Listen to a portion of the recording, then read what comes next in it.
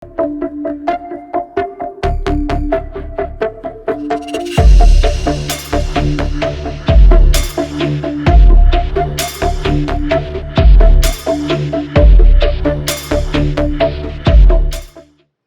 భర్త నుండి కన్నబిడ్డను కాపాడుకోవడం కోసం ఓ తల్లి ఆరాటపడుతుంది. ఆమె వైద్యురాలు గాయత్రి. ప్రస్తుతం ఇప్పుడు ఆవిడ మనతో పాటు ఉన్నారు. అసలు ఈ సమస్య ఏంటి, సమస్య ఎందువల్ల వచ్చిందని ఇప్పుడు ఆమెను అడిగి తెలుసుకుందాం. మేడం, మీరు డాక్టర్ అని చెప్తున్నారు కదా, మీరు దేంట్లో నిష్ణాతులు? Dentist sir. మీరు ఎక్కడ వర్క్ చేస్తున్నారు? నేను మధురవాడ వైజాగ్లోనే. మీ హస్బెండ్ ఏం చేస్తారు? వెంకట్ సిద్ధార్థ్ ఆయన పేరు. ఆయన మార్కెటింగ్ చేస్తూ ఉంటారు సార్. సో నార్మల్ లోకల్ కంపెనీస్లో మన వైజాగ్ అరౌండ్ ఒక డిమార్ట్ వీటన్నిటికీ మార్కెటింగ్ చేస్తూ ఉంటారు. మీకు మ్యారేజ్ ఎప్పుడైంది? మీకు ఎంతమంది పిల్లలు? 10 years అయింది సార్. మాకు 2 పిల్లలు, వాళ్ళు 22 months ఓల్డ్. ఇద్దరు ట్విన్స్ సార్. ఇప్పుడు ఆయనకి ఇల్లీగల్ అఫైర్స్ ఇవన్నీ ఉన్నాయి. ఈ 10 years మట్టి ఎన్నో ఉన్నాయి. ఇప్పుడు పిల్లలు పుట్టాక కూడా ఏంటి అని నిలదీస్తుంటే మా అత్తయ్య, మా ఆయన, మా మామగారు కలిసి కొన్ని మెంటల్గా, ఫిజికల్గా కూడా కొన్ని హెరాస్మెంట్స్ ఉన్నాయి. అది నిలదీసి అది పక్కన పెడితే ఇది టార్చర్ భరించలేక కొన్ని రోజులు కానీ నేను మమ్మీ వాళ్ళ ఇంటికి వెళ్ళాను. మమ్మీ వాళ్ళ ఇంటికి కూడా వెళ్ళడానికి వీలు లేదు అని అంటే నేను మన ఎంవిపి పోలీస్ స్టేషన్లో సిఐ ప్రసాద్ గారు అండ్ ఎస్ఐ భవ్య గారు అండర్లో నేను కంప్లైంట్ ఒక 17 పోయిన నెల 17వ తారీఖునే ఇస్తే ఇప్పటికొచ్చి ఎఫ్ఐఆర్ ఫైల్ చేయలేదు సార్. అక్కడ కంప్లైంట్ ఇచ్చి నేను మా ఇంటి అమ్మ వాళ్ళ ఇంటికి వెళ్ళి నేను అక్కడ ఉంటుంటే సిఐ ప్రసాద్ గారు ఎస్ఐ భవ్య గారు పిలిచి, అమ్మ తండ్రి వస్తూ ఉంటారు చూసుకుంటారు అంటే, సరే తండ్రికి హక్కు ఉంది చూసుకుంటారు కదా, సరే రండి అని. కాకపోతే పట్టుకెళ్ళని వద్దండి, ఏదన్నా నన్నే ఇంత ఇలా చేశారు, వాళ్ళు నోళ్ళేని ఇంకా అమ్మ అమ్మ అనేదే నేర్చుకున్నారు, ఏమన్నా చేస్తారేమో నాకు భయం వేస్తుంది. పట్టుకెళ్ళేవాడు కాదు, ఓన్లీ చూసుకునేవాడు కంటే ఓకే అమ్మ అన్నారు. నేను హామీ అన్నారు ఆయన. దాని తర్వాత నిన్న వచ్చి బలవంతంగా ఒక పాపకు స్థానం అయిపోయి ఇంకో పాపకు నేను రెడీ చేస్తుండగా నన్ను నా పనావిడిని తోసి గెంటేసి వెళ్ళి గేట్ తాళం వేసి తను అంటూ ఒక తాళం తెచ్చుకుని తాళం వేసి మేము రాకుండా ఉండడానికి నేను వెంటనే 100కి ఫోన్ చేసి వాళ్ళకి నేను చెప్తే, మా అత్తయ్య తాలూరి గాయత్రీదేవి మన పవన్ కళ్యాణ్ డిప్యూటీ సీఎం దగ్గర పనిచేస్తూ ఉంటారు. ఆవిడ ఇన్ఫ్లుయెన్స్తో అండ్ పెంటారో ఎవరైతే మన రిటైర్మెంట్ అయ్యారో ఏసీపీ గారు, వీళ్ళిద్దరు ఇన్ఫ్లుయెన్స్ ఎంవిపి పోలీస్ స్టేషన్ పైన పెట్టి నా ఎఫ్ఐఆర్ ఫైల్ చేయనీయకుండా, ఎప్పుడైనా ఎఫ్ఐఆర్ అంటే లేదా నేను పోలీస్ స్టేషన్కి వస్తే ఏదో ఒకటి చెప్పి నన్ను పంపించేసి, అమ్మ మేము ఇప్పుడు బిజీగా ఉన్నాం, లేకపోతే కౌన్సిల్ పెడతాం, రేపు రా ఎల్లుండ్రా అని, ఇలా న్యాయం జరగకు ఇంక ఎంతకాలం అని నేను నిలదీసైతే కౌన్సిల్ పెడుతున్నారు. ఇద్దరికి గొడవలు అయినట్టు అసలు ఎన్నాళ్ళు ఏం జరుగుతుందండి? అసలు 1 month సార్. 1 month మట్టే కథ. ఇప్పుడు పోలీస్ స్టేషన్కి వెళ్తే అప్పుడప్పుడు తండ్రి రోజు చూసుకుని వెళ్తారని ఎందుకు చెప్పారు వాళ్ళు? ఇప్పుడు మీరు మేము ఏమన్నా పదండి కానీ పిల్లల ఓడికి ఇంపాక్ట్ ఉండకూడదు కదా అని వాళ్ళు అన్నారు. సర్లే ఇంపాక్ట్ వరకు ఉండదు, తండ్రి రావచ్చు, కానీ తండ్రి అలాంటి తండ్రి కాదు, కొట్టేస్తారు, తిట్టేస్తారు, పిల్లల్ని కూడా అలాగే చేస్తారు, వేరే అమ్మాయిల దగ్గరికి కూడా పట్టుకెళ్తారు. మా దగ్గర వీడియోస్, ఫొటోస్ కూడా సబ్మిట్ చేసాం సార్ వాళ్ళకి. ఓకే, ఆ అమ్మాయిల దగ్గర పట్టుకెళ్ళి పిన్ని అంటాం, ఇవ్వంటాం అన్నీ చేస్తారు, నా పిల్లలు కూడా నేర్చుకుంటారు, అలా చేయకూడదంటే అది నిలదీస్తుంటే మా అత్త, మా ఆయన, నేను ఇలాగే ఉంటాను, ఏమి చేస్తావు, నేను ఈ పొజిషన్లో ఉన్నా, నన్ను ఎవరైనా క్వశ్చన్ చేయగలుగుతారా, నువ్వు కేసు పెట్టావు ఏమన్నా ఉపయోగం ఉందా? పెంటారావు గారు ఫోన్ చేసి, అమ్మ నువ్వు కేసు పెట్టినా ఏమీ అవ్వదు, ఏమీ చేయలేము, నువ్వేదో అనుకుంటున్నావు, నీ టైమే వేస్ట్, నువ్వే తిరుగుతావు, మా పైన ఏం కేసు పెట్టలేవు అని ఆయన ఇన్ఫ్లుయెన్స్. వాళ్ళు రిలేటివ్స్ సార్. ఆ రిలేటివ్స్ వల్ల నా కేసు ఇప్పుడు అదంతా వేరే అంటే వీళ్ళిద్దరు ట్విన్స్. డాక్టర్ని అయ్యి నేను చెప్తున్నాను, రిలేటెడ్గా వీళ్ళు సపరేట్గా ఉంటే ఫిజికల్గా కాకపోయినా మెంటల్గా వీళ్ళు బాగా డిస్టర్బ్ అవుతారు. నిన్నటి నుండి ఈ పాప చాలా డిస్టర్బ్ అయింది. ఆ పాప కనీసం ఎవడు లేదు దగ్గర, అది ఎలా ఉందో, ఇంకా వైజాగ్లో ఉందో లేదో, అసలు ఏ కండిషన్లో ఉందో కూడా తెలియదు. ఉంటుంది మధురవాడ ప్రాంతంలో. ఇక్కడ పెద్ద వాల్టేర్ సార్. పోలీసుల్ని ఇప్పుడు మా ఆయన పట్టుకెళ్ళిపోయారు కదా, మీరు ఆమె అన్నారు, నన్ను రమ్మన్నారు, ఇది కరెక్ట్ కాదు కదా సార్. ఎఫ్ఐఆర్ ఫైల్ చేస్తే ఆయన వచ్చినా పర్లేదు, ఎఫ్ఐఆర్ ఫైల్ చేయకుండా ఆయన రమ్మంటున్నారు, నాకు ఎవరు హామీ ఇస్తారని అడిగితే నేను చూసుకుంటానన్నారు. ఇప్పుడు నేనేమో ఫోన్ చేస్తే నేను బందోబస్తులో ఉన్నానమ్మా, నేను తర్వాత మాట్లాడతానమ్మా అని పెట్టేస్తే నేను ఇంకెక్కడికి వెళ్తాను? మేము కూడా డిపార్ట్మెంట్ వైపు కుటుంబం సభ్యులనే సార్. రిటైర్డ్ డిఐజీ చేసి రిటైర్మెంట్ అయ్యారు మా డాడీ రాజత్తం నాయుడు. ఇలాంటి వాళ్ళకి ఇలా అవుతే ఇంకా నార్మల్ వాళ్ళకి ఎలా ఉంటుంది సార్? పిల్లలు సార్ 23 years కూడా కాదు, 23 months సార్. అసలు అంతే సార్. ఇంకా 2 ఇయర్స్ కూడా కంప్లీట్ అవ్వాలి. ఇంకా అమ్మ, నాన్న ఇవే వచ్చే వాళ్ళకి. ఆకలో ఏంటో అది తల్లికి తెలుస్తది కానీ, ఎక్కడో పెట్టేసి తను వెళ్ళిపోయి అది ఎందుకు సార్? అదంతా క్రూరత్వం కాకపోతే? అదంతా ఓన్లీ నా పైన ఉన్నదాన్నే కదా! అదే పోలీసులు నిలదీసి నాకు పిల్లల్ని ఇచ్చేయండి. నా పిల్లలు నా దగ్గర ఉండాలి. కావాలంటే ఆయన వచ్చి చూసుకోమంటున్నారు కదా! చేసుకోమనండి. ఇది కాదు కదా కరెక్ట్ అని అడుగుతుంటే ఎవడు వాళ్ళు చేతులు ఎత్తేస్తారు. ఏదనంటే ఆవిడేమో ఆ పైనుండి ఇన్‌ఫ్లుయెన్స్ చేపిస్తున్నారు. ఇటు డిపార్ట్‌మెంట్ వైపు నుండి ఇన్‌ఫ్లుయెన్స్ అవుతున్నారు. ఇంక ఇలా ఇన్‌ఫ్లుయెన్స్‌లు అవుతే ఇంక నాకెలా అవుతుంటే ఇంక నార్మల్ వాళ్ళకి ఇంకెలా అవుతుంది? మీ హస్బెండ్ ఒక తప్పుడు ప్రవర్తన మీరు సాక్ష్యాలతో సహా చూపించినా సరే పోలీసులు చర్యలు తీసుకోవట్లేదు. డాక్యుమెంట్స్‌తో సహా సబ్మిట్ చేశాను సార్. Video recordings, photos. ఆ అమ్మాయి పిఎం పాలెంలో కంప్లెయింట్ కూడా పెట్టేసి పిఎం పాలెంలోనే సెటిల్మెంట్ చేశారు వాళ్ళ పైకి ఎఫ్ఐఆర్ వస్తుంటే. అది కూడా వద్దన్నారు. ఆ డాక్యుమెంట్స్ వాళ్ళ సెటిల్మెంట్లు అన్నీ పెట్టాను సార్. ఒక్క మాట అనలేదు అని పిలిచిపిచ్చి. మొత్తం మీద ఈ ఎంవీపీ పోలీసులు కేవలం ఒక అధికారం ఎవరి పక్కన ఉంటే వాళ్ళ పక్కన పూర్తిగా కూడా వహిస్తారన్నది క్లియర్గా ఇప్పుడు రుజువు అవుతుంది. ఎందుకంటే ఎంవీపీ పోలీసులు ఈ విధంగా ఈమె పట్ల ఎంత కర్కశంగా వ్యవహరిస్తున్నారని చెప్పి ఇప్పుడు ఆవిడ ఆవేదన వ్యక్తం చేస్తున్నారు. అదేవిధంగా ఎవరైతే అతని భర్త ఉన్నారో అతని భర్త చేసిన తప్పుడు ప్రవర్తన కూడా ఇప్పుడు సాక్ష్యాలతో సహా మొత్తాన్ని కూడా పోలీస్ స్టేషన్లో వివరించినప్పటికీ కూడా ఎటువంటి చర్యలు తీసుకుని అందుకు కారణం ఈమె అత్తగారు డిప్యూటీ సీఎం పవన్ కళ్యాణ్ వద్ద వర్క్ చేస్తున్నారు కనుక ఆ ఇన్ఫ్లుయెన్స్ పనిచేస్తుంది బాగా అని చెప్పేసి ఆవిడ ఆవేదన వ్యక్తం చేయడం జరుగుతుంది. అయితే దీనిపై ఇప్పుడు ఏ విధంగా న్యాయం కోరుకుంటున్నారు అడిగి తెలుసుకుందాం. అసలు మీరు ఇప్పుడు ఏ న్యాయం కోరుకుంటున్నారు? సార్ నేనైతే నిన్న అయ్యింది ఇన్సిడెంట్. ఈరోజు మార్నింగ్కి 24 అవర్స్ అవుతుంది సార్. నేను పవన్ కళ్యాణ్ గారు పేరు చెప్పే మాకు అంత ఇన్ఫ్లుయెన్స్ చేపిస్తున్నారు. నిజంగా ఆయనే ఇన్ఫ్లుయెన్స్ చేస్తున్నారా లేకపోతే మా అత్త ఆవిడ పవర్స్ పెట్టి ఇన్ఫ్లుయెన్స్ చేస్తుందా నాకు తెలియదు.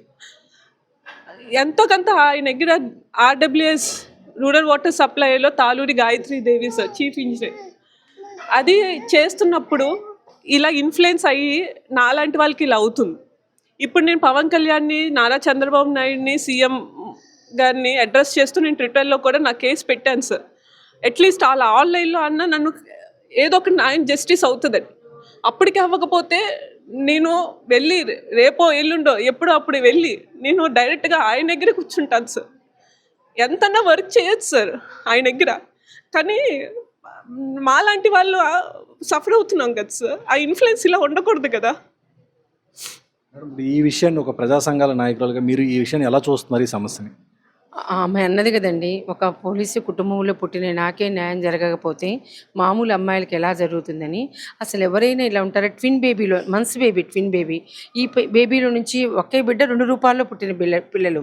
ఆ బిడ్డని అంత బలవంతంగా ఇక్కడ నుంచి లాక్కొని వెళ్ళిపోయి ఇంకొక బేబీని వాళ్ళ దగ్గర ఉంచినప్పుడు, దాన్ని ఎంత క్రూరత్వంగా వ్యవహరించినప్పుడు ఆ బేబీని ఇచ్చేయండి, ఏదంటే పెద్ద అయినాక 5 ఇయర్స్ అయిపోయిన తర్వాత లీగల్గా మీరు ఏదైనా కస్టడీ తీసుకోండి అని చెప్పి చెప్పాల్సిన పోలీస్ వారు అది ఒక మానవతా దృష్టినే కాదండి. ఈరోజు గార్డియన్షిప్ సంబంధించిన దాంట్లో చాలా స్పష్టంగా ఉంది. దాని ప్రకారం కూడా 5 ఇయర్స్ దాటే వరకు కూడా తల్లి దగ్గరే ఉండాలి పిల్లలు. ఈ పాప 2 సంవత్సరాలు కూడా నిన్న పసిపాపలు. అలాంటప్పుడు ఈ పాపని తండ్రి చూసుకోవడానికి అనుమతినిచ్చారు పోలీసు వారే. ఇప్పుడు ఆమె రక్షణ కోసం, భద్రత కోసం తనకి ఇక్కడ ఇబ్బందిగా ఉందని చెప్పేసి వాళ్ళ అమ్మ దగ్గరికి, వాళ్ళ అన్నయ్య దగ్గరికి వెళ్ళింది ఆ అమ్మాయి. వాళ్ళ అమ్మ దగ్గరికి, వాళ్ళ అన్నయ్య దగ్గరికి పిల్లల్ని పెట్టుకొని ఉంటున్నప్పుడు అక్కడికి తను పంపించింది ఎవరు? పోలీస్ డిపార్ట్మెంటే వాళ్ళే కదా. అప్పుడు అతను ఆ బిడ్డను చూసుకోవాలన్నప్పుడు మీరు లీగల్గా ప్రొసీడ్ అవ్వండి, లీగల్గా మీరు అనుమతి తీసుకొని వచ్చి ఆ బిడ్డను చూసుకోండి అని చెప్పి చెప్పొచ్చు కదా. అట్లా కాకుండా ఈమెనే పిలిపించారు పోలీస్ స్టేషన్కి. అమ్మ అతను తండ్రి కాబట్టి బిడ్డను చూసుకుంటాడు, నువ్వు చూసుకోవడానికి అనుమతిని ఇవ్వు అని చెప్పేసి. లేదండి వద్దండి, ఏదైనా ఉంటే కోర్టులో మాట్లాడుకోమని చెప్పండి అంటే, కాదు చూసుకుంటాడు, నువ్వు అనుమతిని ఇవ్వు అని చెప్పేసి పదే ఈమెకే కౌన్సిలింగ్ చేసి బిడ్డల కోసమని ఆమె అతని ఇంటికి పంపించినప్పుడు మరి ఇప్పుడు బిడ్డని ఇవ్వడానికి ఏమి? అప్పుడు పంపించడానికి మాత్రం ఎటువంటి కోర్టు తీర్పు లేకపోయినా పంపిస్తారు. ఈరోజు బిడ్డను బలవంతంగా లోపల ఈ అమ్మాయిని గాయపరిచి ఒక పాపకి స్నానం చేయిస్తుంది, ఇంకో పాపని ఫ్రెష్ అప్ చేసి అక్కడ పెట్టింది. ఆ పెట్టిన పాపను అతను బలవంతంగా లాక్కొని వెళ్ళిపోతున్నప్పుడు ఈ అమ్మాయి పరిగెట్టి అడ్డుకుంటే అమ్మాయిని లోపలికి తోసేసి ఈ అమ్మాయిని గాయపరిచి ఆయాన్ని తోసేసి అతను షట్టర్ కూడా క్లోజ్ చేసుకుని తాళాలు వేసుకున్నాడు. అంటే అతను ఇంటెన్షన్తో వచ్చాడు అక్కడికి. ఆ తాళాలు వేసుకుని వెళ్ళిపోయిన తర్వాత వీళ్ళు 100కి ఫోన్ చేశారు, ఇట్లా తాళాలు వేశారని. మీరు బ్రేక్ చేసుకొని స్టేషన్కి వచ్చి కంప్లైంట్ ఇవ్వమన్నారు. అంటే ఇన్ని రకాల సందు జరుగుతున్నప్పుడు పోలీస్ డిపార్ట్మెంట్ ఏదైనా ఉంటే మీరు లీగల్గా ప్రొసీడ్ అయ్యా, కస్టడీ తీసుకో. ఆమె కస్టడీలో ఉన్న బిడ్డని బలవంతంగా లాక్కొని రావద్దు. ఏదైనా ఉంటే 2 ఇయర్స్ లోపు బేబీ కదా, అందులో ట్విన్ బేబీ కదా, అందులో ఆడపిల్ల కదా, కాబట్టి ఆమెను తల్లి దగ్గర ఉండ నువ్వు 5 ఇయర్స్ పోయిన తర్వాత నువ్వు కోర్టుకెళ్ళి తెచ్చుకో అని చెప్పలేరా? ఇది ఎంత అమానవీయమైనది, ఇది అన్యాయమైనది. కాబట్టి పోలీస్ డిపార్ట్మెంట్లో తను ఏదైతే చెప్పిందో దాదాపు 1 year నుంచి ఈమె తనపై జరుగుతున్న వేధింపుల గురించి తిరిగింది, కానీ ఎక్కడ కూడా కేసు నమోదు కాలేదు. ఎవరి పరపతి ఉపయోగపడింది, ఎవరి అధికారం ఉపయోగపడింది? ఇది పోలీసు నిర్లక్ష్యమా, లేకపోతే దీనికి సంబంధించి అవినీత? ఈ రెండిట్ల సంబంధించి సమాధానం చెప్పాల్సిన వాళ్ళే. మేము సత్వర న్యాయం చేస్తాము, నేరస్తుల్ని కఠినంగా శిక్షిస్తాము, మేము చాలా అందుకే ఉన్నాము, 24 గంటలు పని చేస్తున్నామని చెప్తుంది. ఇదే 24 గంటలు పని చేయడం అంటే ఒక బాధితురాలు, ఒక డాక్టరు, ఒక పోలీస్ కుటుంబంలో పుట్టిన అమ్మాయి, ఆ అమ్మాయి తన యొక్క న్యాయం చేయమని చెప్పి దాదాపు 1 రోజుల పాటు త్రిటోన్ పోలీస్ స్టేషన్ చుట్టూ తిరిగితే కనీసం ఎఫ్ఐఆర్ కూడా ఇప్పుడు కూడా నమోదు చేయకుండా ఆమె బిడ్డల్ని ఆమె నుంచి ఒకరు బలవంతంగా దూరం చేస్తే ఆ బిడ్డను కూడా అప్పగించకుండా మీరు కోర్టుకెళ్ళి చూసుకోమని అంటే ఎందుకండి మన అధికార యంత్రాంగం? ఏమి చేయడానికండి మన అధికార యంత్రాంగం? మేము మాట్లాడితేనేమో కోర్టులు న్యాయాలు పరిధులు గుర్తొస్తాయా, వాళ్ళు వచ్చి ఇన్వాల్వ్ కావడానికి మాత్రం పరిధులు గుర్తురావా? కాబట్టి మేము చేస్తున్న డిమాండ్ ఒకటే, ఈ ట్విన్ బేబీ నెరల బేబీని ఏదైతే బలవంతంగా లాక్కొని వెళ్ళిపోయారో, ఈమె కస్టడీ నుంచి తీసుకొని వెళ్ళిపోయారో, వీళ్ళిద్దరు వేరే రూఫ్ కింద ఉన్నారు, వేరేగా ఉన్నారు. కాబట్టి ఈమె కస్టడీలో ఉన్న బిడ్డని ఏదైతే బలవంతంగా తీసుకొని వెళ్ళిపోయారో ఆ బిడ్డని వెంటనే అప్పగించాలని, సత్వరమే ఈమె ఇచ్చిన ఫిర్యాదు మీద స్పందించాలని, వెంటనే ఎఫ్ఐఆర్ నమోదు చేయాలని, ఈమె మీద దాడి చేసిన వాళ్ళని కఠినంగా శిక్షించాలని మేము ప్రగతిశీల మహిళా సంఘంగా డిమాండ్ చేస్తున్నాం. బ్యాక్గ్రౌండ్ ఏదైనా సరే ఒక మహిళకు అన్యాయం జరిగితే ఖచ్చితంగా ఆమెకు న్యాయం చేయాలనేది వ్యవస్థలో ఉన్నది మెయిన్ ముఖ్యమైన కారణం. కానీ ఆ వ్యవస్థ ఎందుకు ఆ విధంగా పనిచేయట్లేదు? అసలు అంత ఇన్ఫ్లుయెన్స్ ఏముంది? ఇన్ఫ్లుయెన్స్ చాలా స్పష్టంగా చెప్పింది తను. తన గాయత్రి వాళ్ళ అత్తగారి పేరు కూడా గాయత్రినే. ఆవిడ చీఫ్ ఇంజనీర్గా పనిచేస్తున్న ఇరిగేషన్ డిపార్ట్మెంట్లో.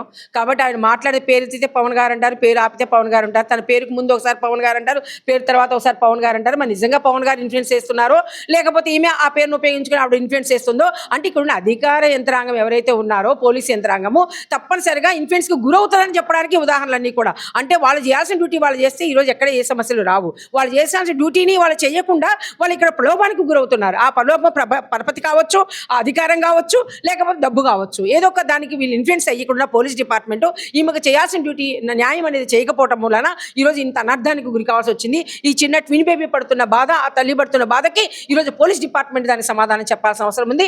వెంటనే ఆ పాపను అప్పగించి ఈ అమ్మాయి డాక్టర్ గాయత్రి గారు ఏదైతే ఫిర్యాదు ఇచ్చారో దాని మీద ఎఫ్ఐఆర్ నమోదు చేయాల్సిందిగా మేము డిమాండ్ చేస్తున్నాం. మహిళల రక్షణకు ఫస్ట్ ప్రయారిటీ ఇవ్వాల్సినటువంటి ఈ ప్రభుత్వం పసిబిడ్డకైనా తల్లికైనా సరే న్యాయం చేయలేనప్పుడు మరి ఇంక ఎన్ని చట్టాలు చేసినా ఏమనుకోవచ్చండి? చట్టాలన్నీ ఇప్పుడు వాళ్ళకి అనుకూలంగా ఉన్నాయని చెప్తున్నారుగా. మరి ఇక్కడ చూస్తే ఉదాహరణకి ఇప్పుడు అమ్మాయికి అన్యాయం జరుగుతుంది, మరి దాని గురించి ఏమంటారు? చట్టము అందరికీ సమానం కాదండి. చట్టం కలవారి చుట్టం అయిపోయింది. చట్టం ముందు అందరూ సమానులే కాదు. చట్టం అనేది దాన్ని ఇన్ఫ్లుయెన్స్ చేయగలిగిన వాళ్ళ దాన్ని బట్టి చట్టం ఉంటుంది. కాబట్టి ఇది అనేక సందర్భాలు రుజువు అవుతూ వచ్చింది. చట్టం అందరికీ సమానం కాదు. చట్టం తన పని తాను చేసుకుపోతుంది. కాబట్టి ఆ నిష్పక్షపాతంగా ఉంటుంది, పారదర్శకంగా ఉంటుంది, కఠినంగా శిక్షిస్తుంది, దోషులకు శిక్ష పడుతుంది, బాధితులంతా రక్షింపబడతారు. ఇవన్నీ నినాదాలు. నిజంగా బాధితురాలే ఈరోజు నేరస్తురాలకు తిరుగుతోంది స్టేషన్ల చుట్టూ. నేరస్తుడిగా తను తప్పు చేసిన వాడు, ఆ అమ్మాయిని పట్ల ఆర్థికంగా ఇబ్బంది పెట్టిన వాడు, మానసికంగా ఇబ్బంది పెట్టిన వాళ్ళు, శారీరకంగా ఇబ్బంది పెట్టిన వాళ్ళు, బిడ్డలు లాక్కొని కూడా హింసిస్తున్న వాళ్ళు, వీళ్ళందరినీ కూడా ఈరోజు హ్యాపీగా ఈరోజు ఉండడానికి అవకాశం అనేది సొసైటీలో ఇచ్చారు. కాబట్టి ఈరోజు బాధితురాలే ఈరోజు నష్టపోతున్నారు. కాబట్టి అట్లాంటి లేకుండా ఉండాలంటే ఈరోజు అన్ని వ్యవస్థలు తమ అధికార వ్యవస్థ కానీ, పోలీస్ వ్యవస్థ కానీ, న్యాయ వ్యవస్థలు కానీ అన్ని తమ పని తాను చేసుకున్నప్పుడు ఇలాంటి బాధితులకు న్యాయం జరిగే అవకాశం ఉంది. అట్లాంటి జరగట్లేదు కాబట్టి ఈరోజు తప్పనిసరిగా ఆందోళన అనేది కొనసాగుతుంది.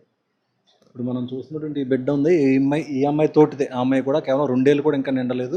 కన్న తల్లి నుంచి తన తండ్రే వేరు చేసి లాక్కుని వెళ్ళిపోయే పరిస్థితి వస్తుంది. అయితే పోలీస్ స్టేషన్కి వెళ్ళినా సరే ఇంకా ఇప్పటికి వచ్చి ఎవరు కూడా స్పందించడం లేదు. కేవలం అక్కడ ఇన్ఫ్లుయెన్స్ బాగా పనిచేస్తుందని చెప్తే ఆవిడ ఆవేదన వ్యక్తం చేయడం జరుగుతుంది. ఎందుకంటే పోలీస్ బ్యాక్గ్రౌండ్ నుంచి వచ్చిన ఈమెకు కూడా న్యాయం జరగట్లేదంటే అంత ఎక్కువగా ఇన్ఫ్లుయెన్స్ అవతలైపు ఏమున్నదని మనం ఒకసారి ఆలోచించుకోవాలి. కనుక ఈ విషయంపై ప్రగతిశీల మహిళా సంఘం తరపు నుంచి కూడా మహిళా సంఘాల నేతలంతా కూడా ఈమెకి అండగా నిలబడ్డారు. ప్రస్తుతం ఈ విషయాన్ని ప్రభుత్వం దృష్టికి కూడా తీసుకెళ్లబోతున్నారు. రానున్న రోజుల్లో ఈ విషయంపై ప్రభుత్వం ఏ విధంగా స్పందిస్తుందనేది వేచి చూడాల్సి ఉంది.